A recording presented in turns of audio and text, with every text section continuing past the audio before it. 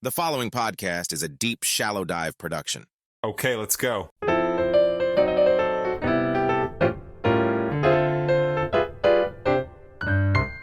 Hi, Chat GPT.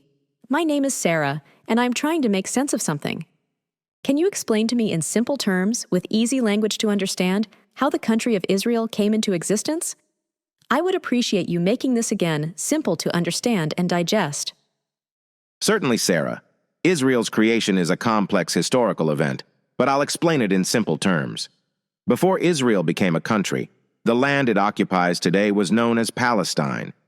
People from various backgrounds, including Arabs and Jews, lived there. Here's how Israel came into existence. For centuries, Jewish people had a deep historical connection to this region.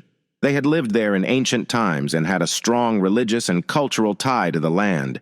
In the late 19th and early 20th centuries, a movement called Zionism emerged. Zionists believed in creating a Jewish homeland in Palestine. During World War I, the British Empire took control of Palestine from the Ottoman Empire, which was the empire that ruled the region before. The League of Nations then gave Britain a mandate to govern Palestine. In 1917, the British government issued the Balfour Declaration, which expressed support for the establishment of a national home for the Jewish people in Palestine. As more Jewish immigrants arrived in Palestine, tensions grew between the Jewish and Arab communities. Both groups believed they had legitimate claims to the land. After World War II and the Holocaust, there was a growing international consensus to find a solution for Jewish refugees and create a Jewish state. In 1947, the United Nations proposed a partition plan that would divide Palestine into separate Jewish and Arab states, with Jerusalem as an international city. The plan was accepted by Jewish leaders, but rejected by Arab leaders. On May 14, 1948, David Ben-Gurion, the leader of the Jewish community in Palestine, declared the establishment of the State of Israel. This declaration marked the official birth of Israel. Arab nations opposed the creation of Israel and launched a military conflict with the new state. Israel won the war and then actually even expanded its territory beyond what was originally allocated in the UN plan. Over time, though, many countries have recognized Israel as a sovereign nation. So, in simple terms, although even these simple terms are complicated and confusing, Israel came into existence as a result of historical, political, and international factors, including the aspirations of Jewish people for a homeland, British rule, international support, and a declaration by Jewish leaders. However, its creation also led to conflicts and tensions with the Arab population in the region, which continue to this day. Okay, be honest. Did you prefer that as an intro or yesterday's podcast where it started off with George W. Bush and Bill Clinton? Anyway, hey everybody, it's Ray Star, Deep Shallow Dive. This is part 6 of our ongoing exploration of the current, again, incredibly sad for humanity and the civilians situation going on in Israel and Palestine. And, I wanted to start off this episode doing something that, to be honest with you, maybe I should have done in part 1, but I didn't on purpose because, and my main man David Nobles pointed this out to me. He said, hey, loved part 1, but would love some historical context on how we even got here, or I don't even know the history of this stuff. And neither did I, to be honest with you. And neither did probably anyone listening, to be honest with you guys.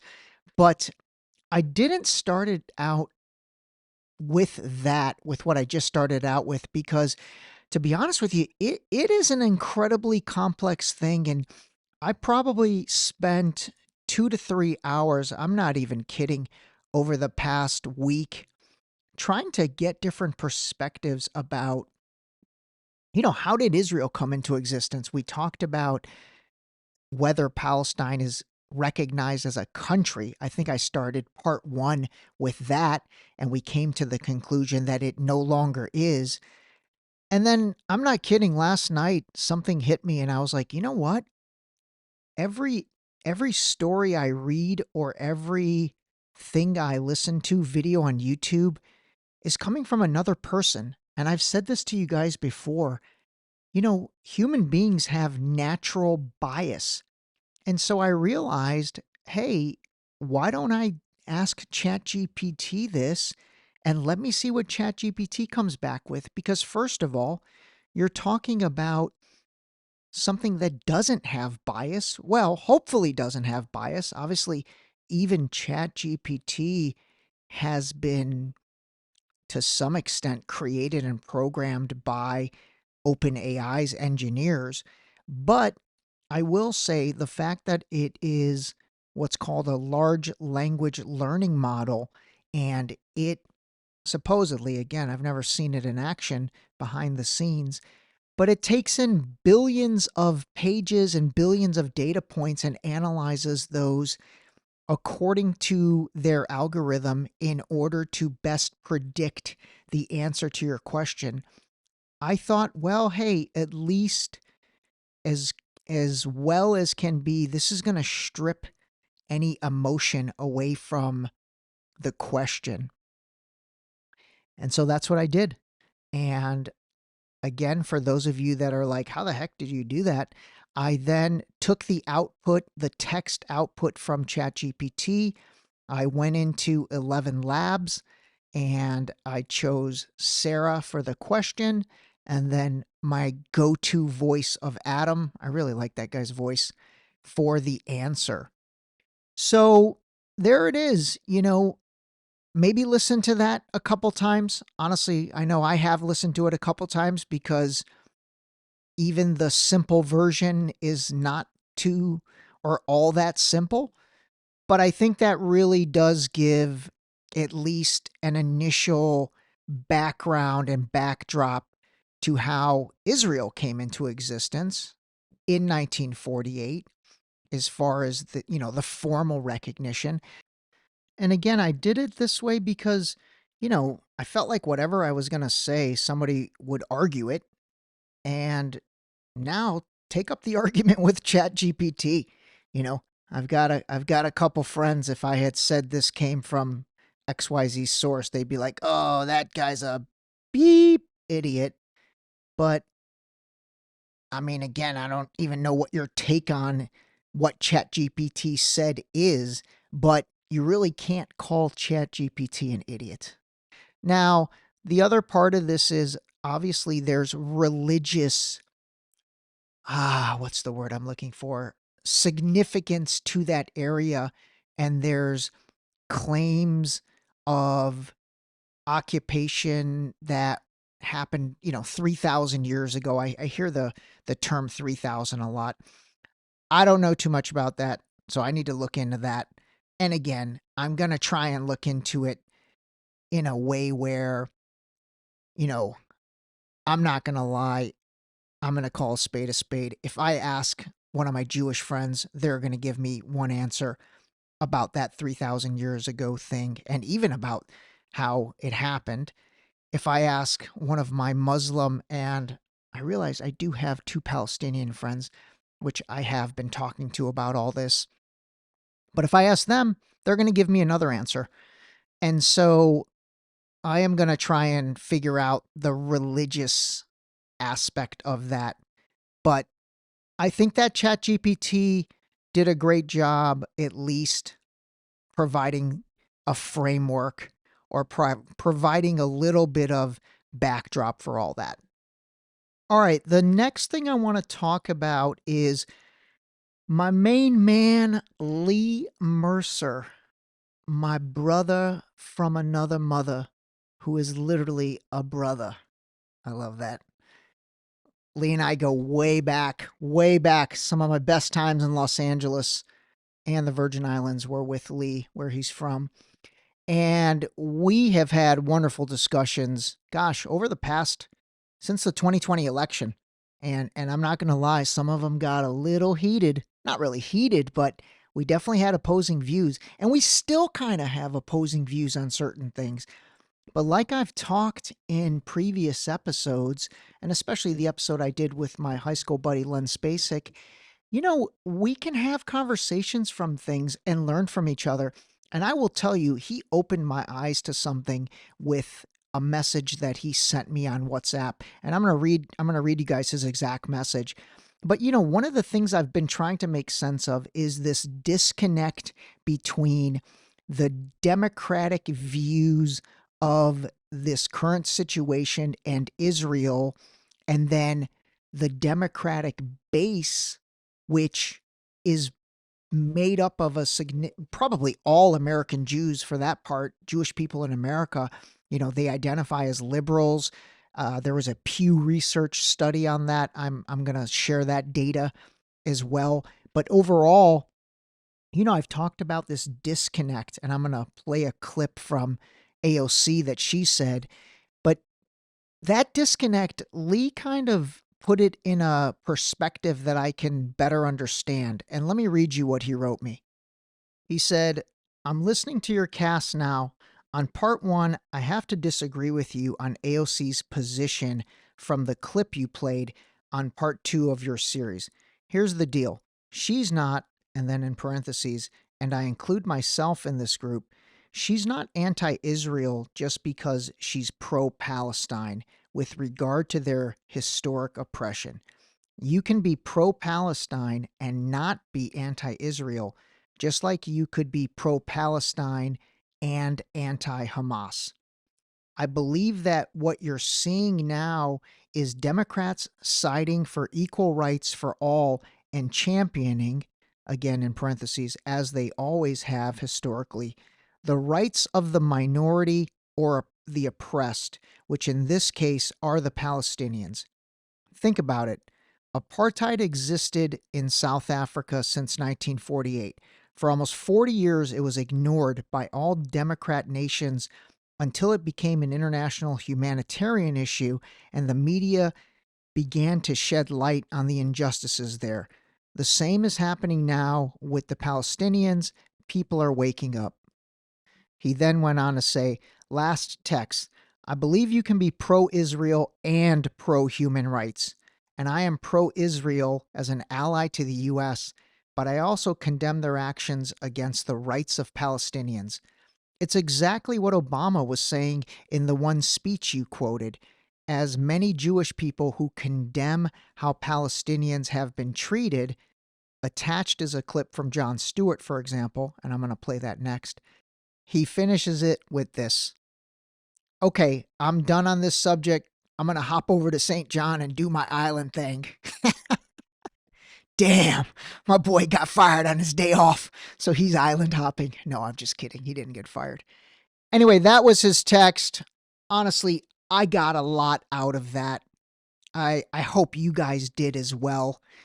Because again, it hasn't made sense to me, the lack of Democrat leadership and then celebrity Democrat outspokenness on this topic. So that kind of made sense to me. It definitely made sense to me. All right, let me play you the clip from Jon Stewart that he sent me. And again, for those that don't know, Jon Stewart is a Jewish American, and based on what I know, now I could be wrong. So if I'm wrong, somebody send me a note and correct me on this. But based on what I know, he's very well liked across the board, with, well, definitely maybe not by even some of the conservatives. I mean, I think Jon Stewart and Bill Maher have done I don't know if it's on purpose or not, but I think they've really ingratiated themselves to more than just maybe their previous base of fans and listeners. I know Jon Stewart, I remember he went on Stephen Colbert's show and went on a rant about how the Wuhan virus and the Wuhan lab, and he was like, "Are you kidding me? The virus is named after the lab. How could it not have come from the lab?" That's a hilarious clip. I'm going to find that and play that at some point. But anyway, so give this a listen from Jon Stewart. "I'm called anti-Semitic because I'm against Israel's treatment of Palestinians. I'm called other things from other people based on other opinions that I have. But those shut down debate. If we don't have the wherewithal to meet each other with what's reality, then how do we move forward?" That is a great question, John. That is a great question. Anyway, I thought all that was very healthy. I really did. Between Lee's take and then Jon Stewart's quote, hopefully that is starting to move us in the right direction. And, maybe we can scope this thing up from being about terrorism. You support terrorists, you don't support. I mean, nobody supports terrorists. I mean, come on. That's not what's at play here. That's just not. And the creation of that narrative, which, by the way, okay, you know what? I'm going to play this. This is where it's definitely caused me to change a little bit of an opinion about certain people. And it's really about the conservative pundits, the guys like Clay Travis and Buck Sexton, and I'm going to play you their clip in a second. I played them yesterday. They were the ones that interviewed the journalist that came under fire for her coverage and talking about the 40 babies. I don't even like saying the word dead and babies in the same sentence. That just doesn't feel right. So the babies. And let me play this. And I don't know, man. I feel like, and I'm not gonna lie, I liked Clay and Buck. I really did. I always thought they were balanced, and I always thought they had a lot of common sense to their takes. But give this a listen. A huge amount of blowback on Democrats for helping to support Hamas and arguing that their actions are justified and refusing to condemn terrorism. And so you knew they were going to try to find a way to shift the blame. Just for the record, don't kill anyone. Okay, I realize you need the context of this. So this is about a 6-year-old Palestinian boy in Chicago, I think, or Illinois for sure, that was stabbed by his landlord. This is so horrible. But this is MSNBC. This is Joy Reid. On Saturday, Wadea Al-Fayoume, a 6-year-old Palestinian-American boy, was stabbed 26 times by his landlord in his Illinois home. The landlord also stabbed the child's mother more than a dozen times, though she is expected to survive. Detectives were able to determine that both victims were targeted because they were Muslim and due to the current conflict involving Hamas and the Israelis. Threats and threatening language are rising against both Muslim and Jewish communities. On Sunday, FBI Director Christopher Wray said there is an increase in reported threats inside the U.S. amid the war. Jews and Muslims alike, as well as their institutions and houses of worship, have been threatened. Joining me now is Mehdi Hasan, host of The Mehdi Hasan Show, and Michelle Goldberg, columnist for The New York Times. Her latest piece, The Massacre in Israel and the Need for a Decent Left, touches upon these complexities, in which she writes about the progressive Jewish community. Quote, "These are Jews who share the left's abhorrence of the occupation of Gaza and of the enormities inflicted upon it, which are only going to get worse if and when Israel invades. That the way keyboard radicals have condoned war crimes against Israelis have left many progressive Jews alienated from political communities they thought were their own." A great duo to speak with today. So I want to come back to that column and sit with that column for just a moment, Michelle, because it is excellent. I hope everyone reads it. But I want to go right back for just a moment. Thank you to this 6-year-old boy, Mehdi. Mehdi, talk about it just a moment, because it does feel in some ways like we are in a sort of a post 9/11 moment. And your thoughts on that and on the way the discourse has been unfolding. In some ways worse than post 9/11, because you've got hate crimes against both communities. You've got hate in some ways imported from the Middle East into the United States against minority communities. And it's heartbreaking to hear a 6-year-old boy is killed in the Chicago area because of a foreign conflict, because of hate that arises out of a foreign conflict. This is a family, Joy, that fled from the West Bank, fled from the occupied Palestinian territories over a decade ago to get away from violence there, and they lost their son in the United States of America in 2023. It's absolutely horrific.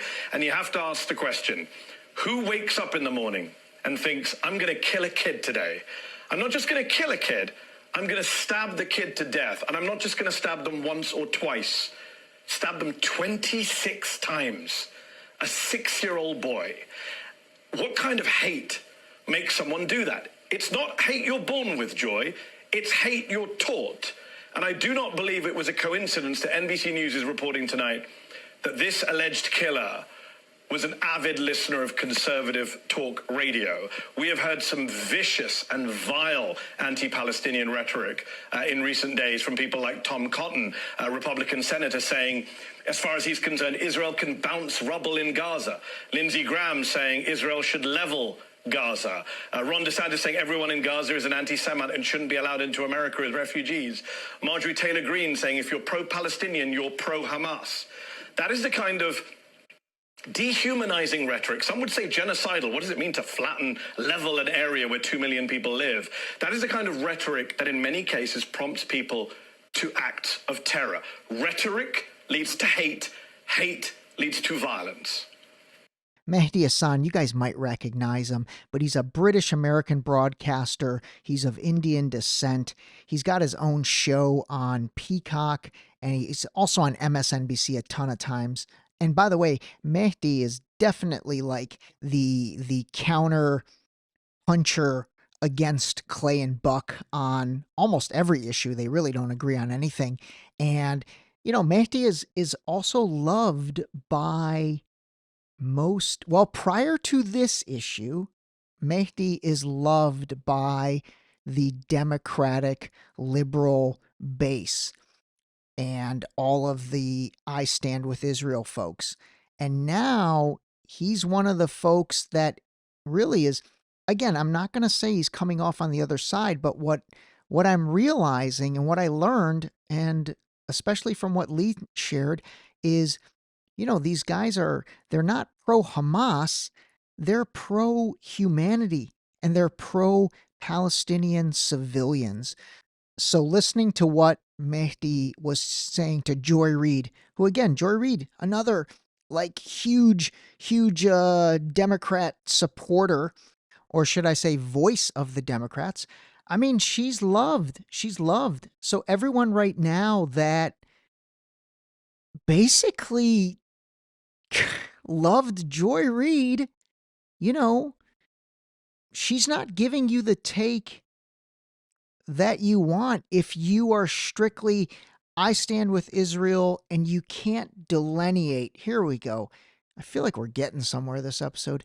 You can't delineate between Hamas and Palestinians, between bad people and people who are just living their lives. And so again, if you can't delineate that, you know, if it's sort of one size fits all for you, then right now you're a Republican. Seriously, you're a Republican. You have to support Clay Travis, Buck Sexton, Lindsey Graham, Marjorie Greene Taylor, all these people that are the people that you loathed. I've been saying loathed a lot, I realize too. Anyway, I hope that all makes sense. And seriously, I want to encourage everybody that's listening, you know, send me your thoughts, send me your comments. I mean, literally what Lee sent me, it really did change my thinking. And not, I don't know if I'd say change my thinking, but it enlightened me. It really did. And it opened up my eyes to really understanding something that I was having a hard time grasping. And so anybody else, either side, either way, either anything, I highly would love it and encourage you to reach out to me any way you can. If you know me, you know how to get a hold of me. If you don't, you can go to deepshallowdive@gmail.com. You can also go to deepshallowdive.com, which is our website, and then there's a contact us there. Or if you go on all the social media platforms, you can find Deep Shallow Dive. You can find me, Ray Dustar. And by the way, God, I hate saying this, but I got to. Somebody told me you need to start plugging and asking people to give reviews. So if you like this, if you've liked the podcast so far, whether you listen on Apple, Spotify, wherever, I think there's a place, and I think you have to do it through your mobile phone mainly. You can give a rating, and hopefully I have earned 5 stars. And if you don't feel comfortable rating the show yet, don't worry about it. if you get to that point where you feel like I deserve a rating, that'd be great, because I do think that those ratings matter in terms of their recommendation engine and bringing it up to other customers or other listeners. So anyway, I got to say that. I hate saying stuff like that, but maybe I need to get in the habit of doing it. All right, next, get ready, because this ain't funny. My name's Ray D, and from this podcast, I currently make no money. All right, sorry. I had to bust in that Beastie Boys. Okay, somebody sent me this, and it is a young person on the social medias. This girl is 24, which I can't even believe this girl is 24 and dropping this kind of insightful knowledge. Now, I'm going to forewarn you, you might not agree with this, but again, in the spirit of this show and the spirit of just looking at things from all angles, I think this is worth a listen. And, we can't be afraid to listen to different perspectives. And you might listen to this clip and not agree with, her name is Brianna Robinson. You might not agree with anything she says. You might agree with half of it. You might agree with all of it, but it's worth listening to. So give this a listen. Does anyone find it strange that both Mossad and the U.S., two of the most sophisticated intelligence agencies in the world, somehow missed what Hamas was planning? Anytime my feed is flooded with people saying the exact same thing in unison, I immediately become suspicious, especially when it is so emotionally charged. This is the pattern of psyops. Always, without fail. I'm not saying this is a psyop, but this is the pattern. The emotional pitch overrides logic, and those who ask questions are shamed. You don't support Black Lives Matter? Oh, you're a racist then. Oh, you have questions about Tim Ballard and Operation Underground Railroad? Oh, you support human trafficking then. I, for one, refuse to be lied to and have my emotions manipulated to further the elite's agenda. I believe the videos circling around are 100% real. Hamas is a tremendous evil, but you have to wonder why these attacks on Israel are being blasted out to the public so heavily while genocide of greater magnitude was kept in the dark, like Israel arming the Azerbaijani and Turkish genocide against Armenians. War is a very profitable business for a select few, and they could not care less who's caught in the crossfire. When things are being blasted across your timeline very heavily, just know that you are often being assigned your opinions and being told what to be outraged about. Please pray for the innocent people being murdered and tortured over this, but please keep your eyes open and be very discerning too. Things are rarely what they seem. That's coming from a 24-year-old. Again, you may not agree with any of it. Maybe that pissed you off. You may agree with all of it. Maybe that was like, oh my God, that's exactly what I think. In any case, what she talked about was worth listening to. And she brings up a lot of interesting things. And by the way, the whole Armenian genocide, that's another thing. I've put that on my to-do list. I have a lot of Armenian friends, but I guess I'm ashamed to say I've never really asked them much about that. And that's my bad. That's on me. I'm going to definitely have those discussions and turn that into a deep, shallow dive. The other thing which was mentioned earlier is, just the concept of apartheid. I'm being transparent here. I've heard the word apartheid my entire life, but I can't really say I'm totally understanding of not only what it means, but then the use cases of it. So I'm going to put apartheid on the list as well for a deep, shallow dive, and I especially think that relates to South Africa. So we'll dig into that. All right, really quick, I'm going to shift gears completely and play you something from Megyn Kelly, the conservative Fox reporter. Give this a listen. Dylan Mulvaney accepts the Woman of the Year award from some UK publication called Attitude. Look at this. Woman of the Year award goes to Dylan Mulvaney. Some see me as the Woman of the Year. Some see me as a woman of a year and some change, as I only publicly came out online 560 days ago. And some people don't see me as a woman at all. I'm playing that for all you ladies out there. Come on, she won Woman of the Year. and she's only been a woman 560 days. Let's go. Let's go. LFG. Ladies, come on. Step it up. I'm kidding.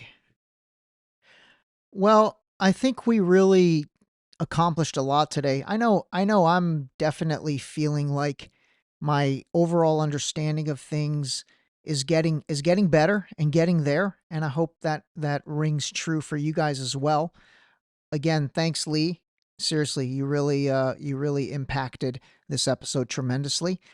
And so I think that's all for today on that stuff. Now I'm going to do something fun, and I'm actually going to start alternating a little bit. But yesterday I ended the episode with a quote from UFC President Dana White, which I really thought was good and I liked, and it's kind of making its rounds. I think last I looked, it's got like 6 million views or 6 million listens, or probably both. And so today I am going to leave you guys with a cappella version of one of my favorite songs from the band Tears for Fears, and it is aptly titled Everybody Wants to Rule the World. And so I'm going to play this for you. There's an amazing account on Instagram, TikTok. It's called VoiceUX. VoiceUX. I'll put it in the notes. These guys are amazing. They do really cool stuff, and they said I can play this at the end of the podcast, so I appreciate that. Lastly, thanks for all the continued support. Call a spade a spade. Turn up the volume in your headphones or whatever you're listening on, because seriously, this is like soul moving. And ladies and gentlemen, Tears for Fears. It's my own design. It's my own remorse. Help me to decide. Help me make the most of freedom and of pleasure. Nothing ever lasts forever. Everybody wants to roll up.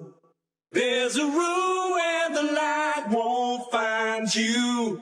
Holding hands while the walls come tumbling down. When they do, I'll be right behind you. So glad we've almost made it. So sad they had to fade it. Everybody wants to rule the world. This episode was brought to you by Boost Liquid Vitamins. Wake up, take your Boost, start your day. Drink your vitamins, build your immune system with Boost. Available on Boost.com.